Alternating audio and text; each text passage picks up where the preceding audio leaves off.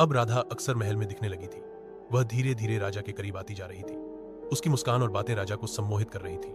राजा राधा के नृत्य में इतना डूब चुका था कि वह दरबार के अन्य कामों में रुचि लेना भूल गया।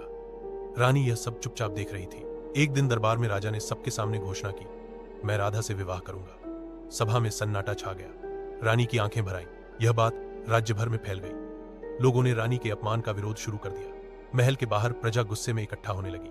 उधर रानी यशोधरा ने एक सुंदर पुत्र को जन्म दिया। उसकी आंखों में आंसू थे, पर वो मुस्कुरा रही थी, जैसे नए जीवन को थाम रही हो।